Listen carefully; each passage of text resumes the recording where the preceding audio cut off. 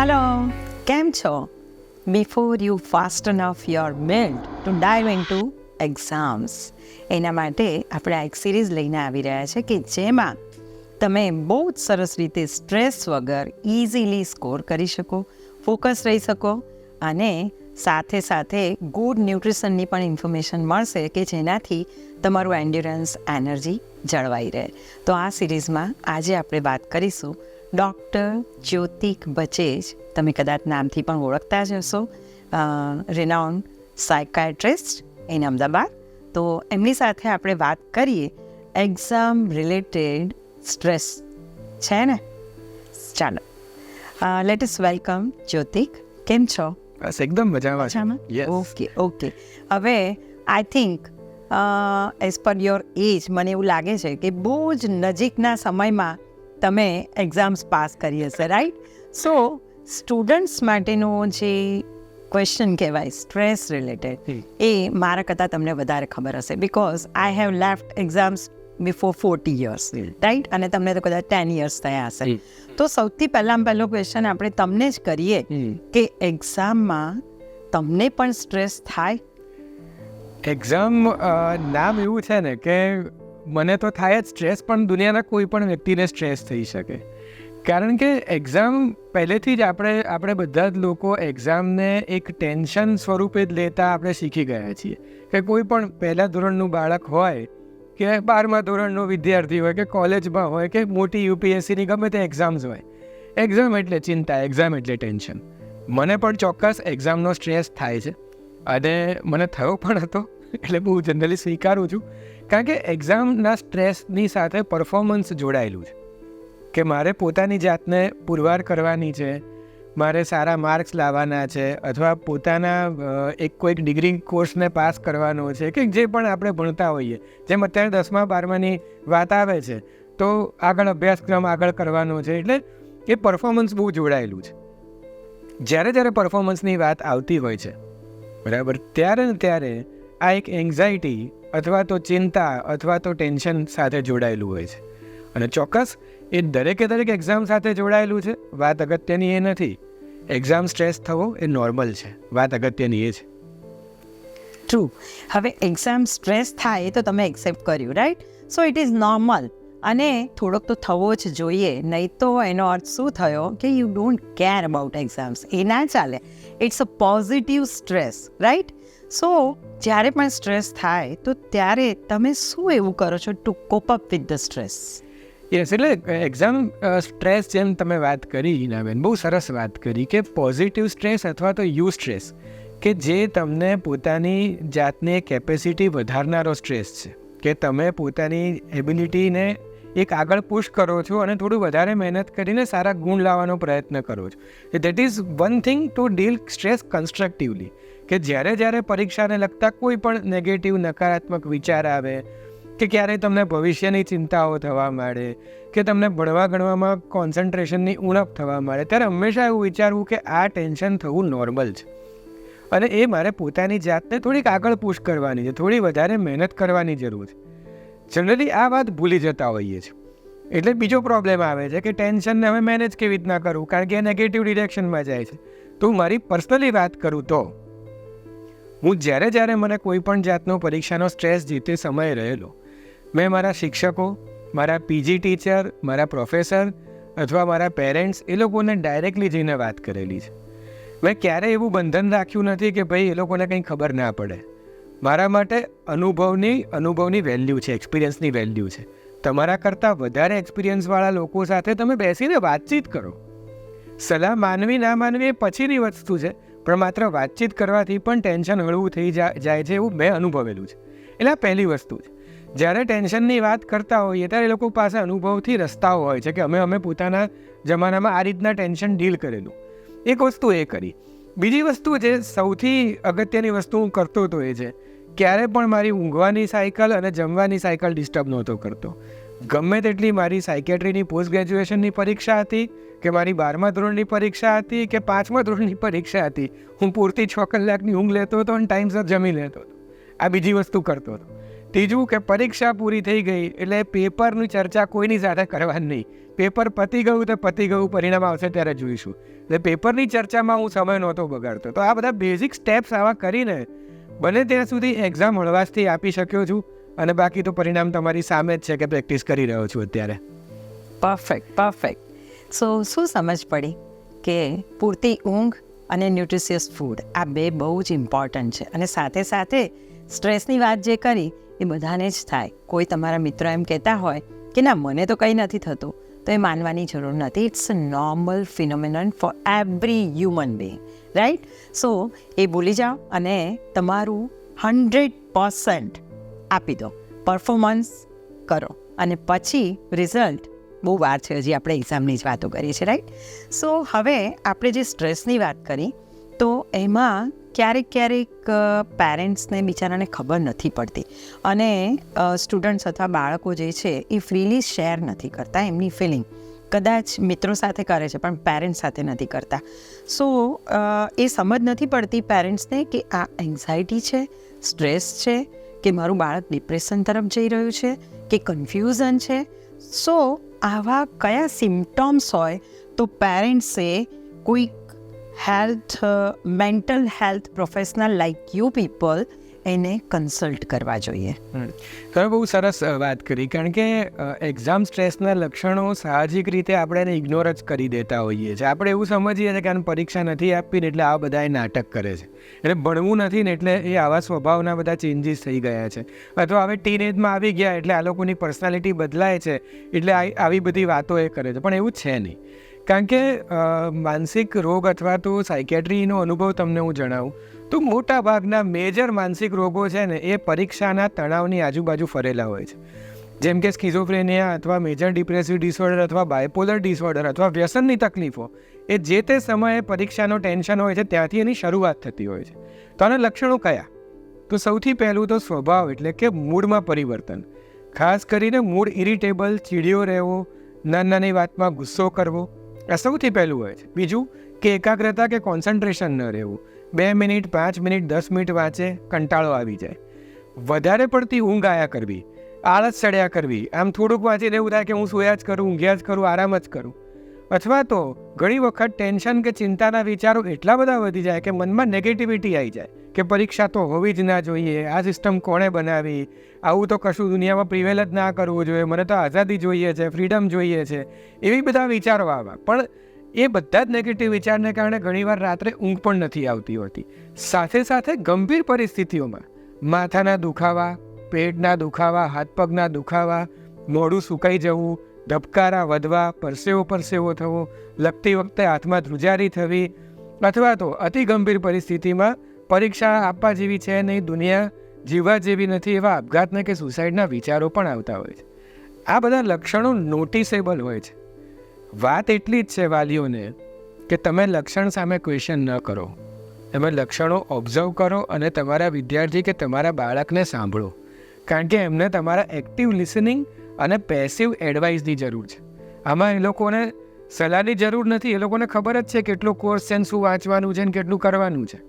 માત્ર એ લોકોને તમારા એક સ્ટ્રોંગ બોન્ડિંગની જરૂર છે. પણ પ્રાયોરિટી બે પક્ષે જુદી હોય છે.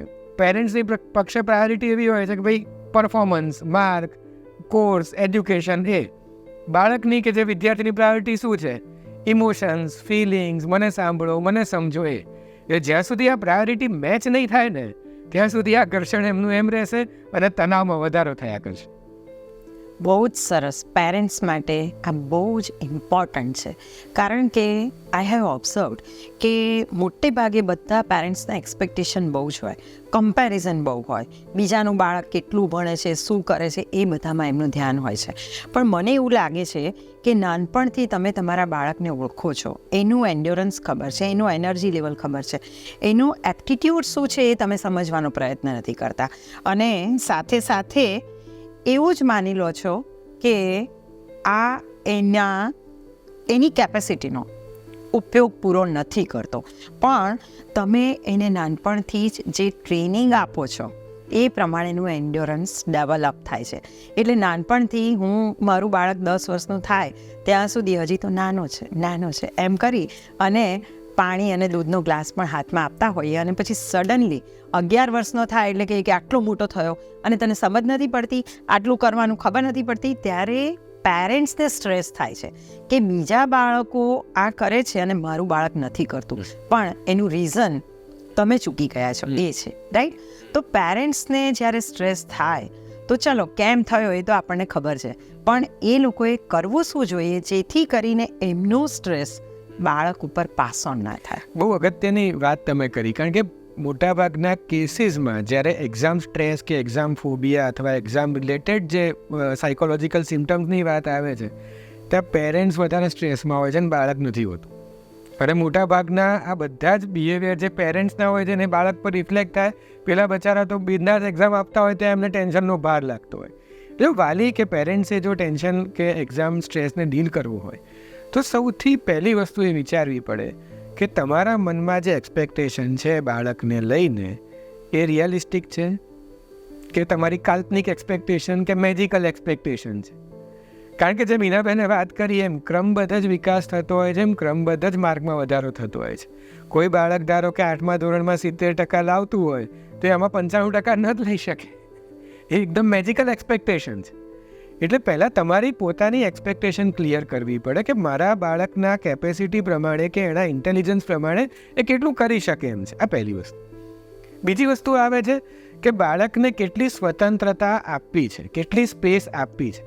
કારણ કે જનરલી મેં એવું જોયું છે કે 10મા કે 12મા ધોરણના વિદ્યાર્થી જેવા એ 10મું કે 12મા ધોરણમાં આવે છે એના બધા જ એક્સટર્નલ જે ઇન્ડિપેન્ડન્સ છે બધું કટ ડાઉન કરવામાં આવે છે. બધી જ વસ્તુઓ બંધ કરે, ટીવી ને મોબાઈલ ને ફ્રેન્ડ સર્કલ ને બહાર નહીં જવાનું, મૂવીઝ નહીં, બધું બંધ કરી દેવામાં આવે જાણે દુનિયાનો અંત છે આ 10મું ને 12મું. એટલે કેટલી સ્વતંત્રતા આપવી. તમે પહેલાં જો બહુ જ સ્વતંત્રતા આપી હોય તો તમારે એને ગ્રેજ્યુઅલી ખેંચવી પડે, અને તો તમે પહેલાં જો ન જ આપી હોય તો પછી વધારે પડતી સ્વતંત્રતા આપવાની જરૂર નથી. હવે પર્સન ટુ પર્સન વેરી થશે. એટલે જ કહું છું કે કેટલી સ્વતંત્રતા આપવી એ નક્કી કરવું પડે. ત્રીજી વસ્તુ, બાળકને શેમાં એડમિશન લેવાનું છે કે વિદ્યાર્થીને શેમાં તમારે કોર્સ એડમિશન લેવાનું છે એની ચર્ચા એની સામે ક્યારેય ના કરવી.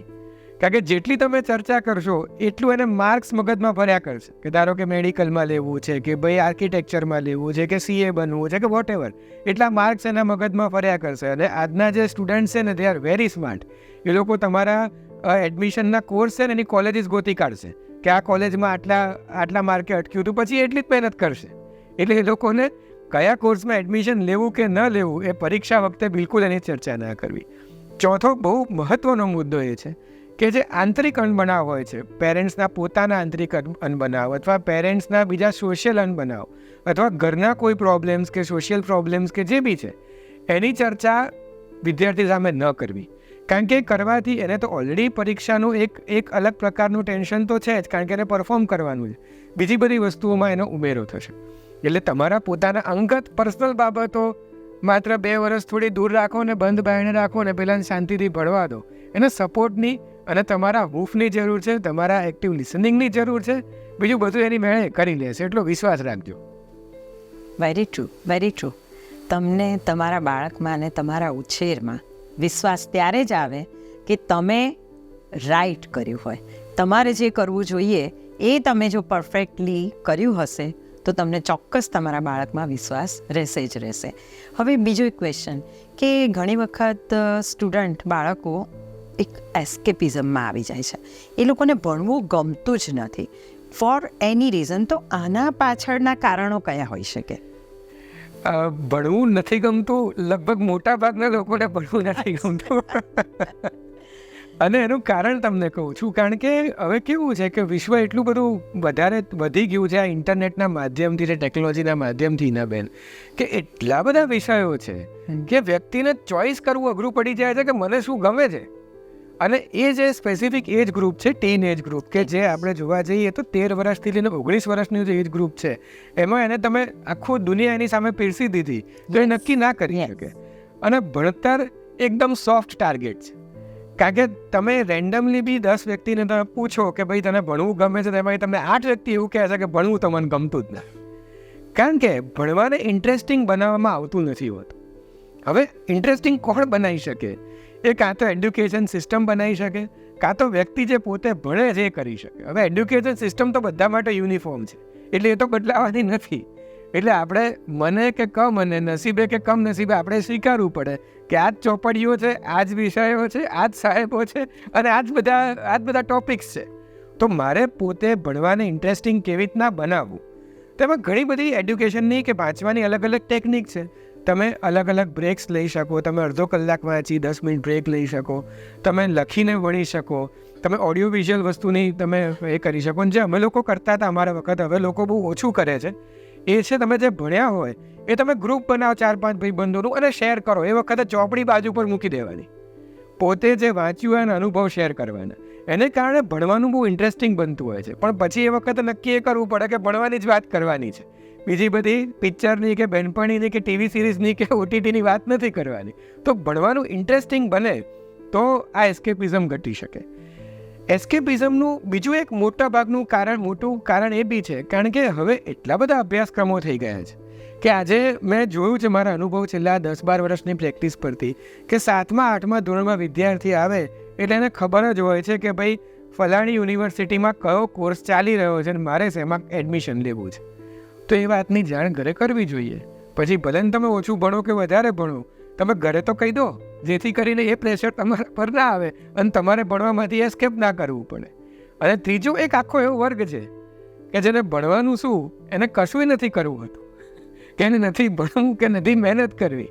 તો એવા લોકોને હું ચોક્કસ એક રિક્વેસ્ટ કરીશ કે તમે માનસિક રોગના ડૉક્ટરને મળો કે ભાઈ તમારે કશું જ નથી કરવું, તો તમારું મોટિવેશન ક્યાંય જતું રહ્યું છે કે ખરેખર કોઈ માનસિક તકલીફના હિસાબે મોટિવેશન જતું રહ્યું છે, અથવા કયા કારણને લીધે તમે નીરસ થઈ ગયા છો, તો એનું પ્રોપર કાઉન્સિલિંગ કરાવો ને પ્રોપર નિદાન કરાવો. Very true, very true.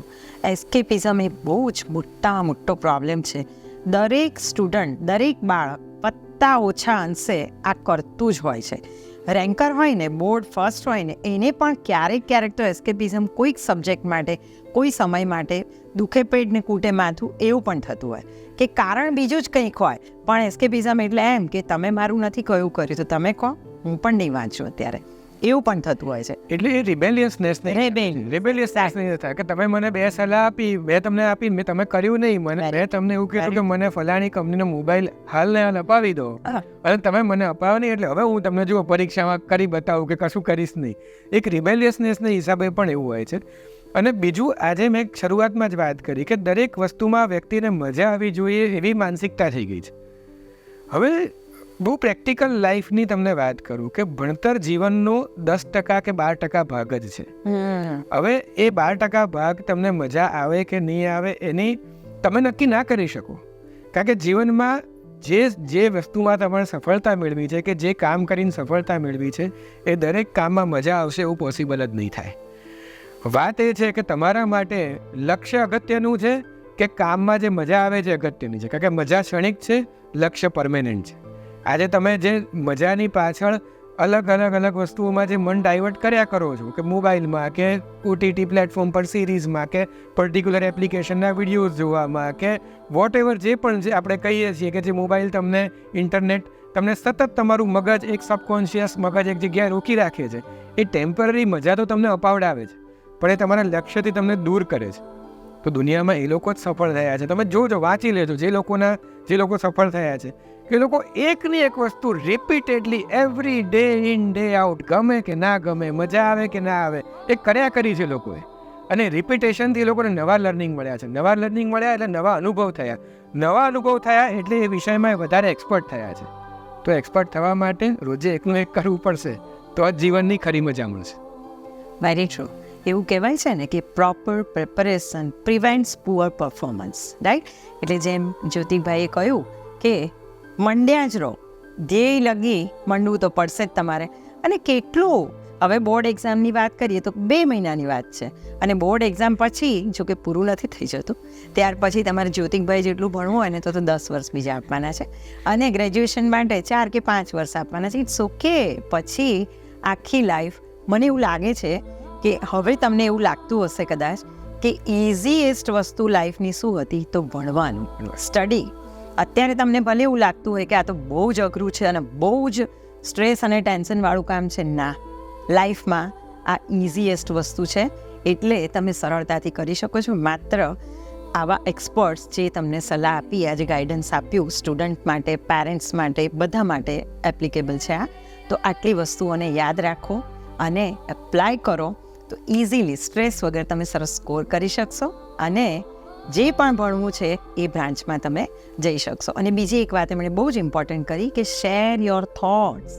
તમે તમારા મનમાં જે કંઈ છે એ તમે કહો, રાધર દેન રેબેલિયસ થઈ જાઓ અને સ્ટ્રેસમાં આવી જાઓ, એસ્કેપિઝમ કરો, એના કરતાં જે છે પેલું એક મૂવી હતું ને એમાં એને ફોટોગ્રાફર બનવું હોય છે Yes. અને પછી છેલ્લે સુધી ફાધર ના પાડતા હોય પણ પછી એ હા પાડે છે. So you get convince or you convince your parents. આ તો તમારે કરવું જ પડશે, રાઈટ? સો મળીશું આવા જ બીજા એક્સપર્ટ સાથે આવતીકાલે ફરી એક વખત.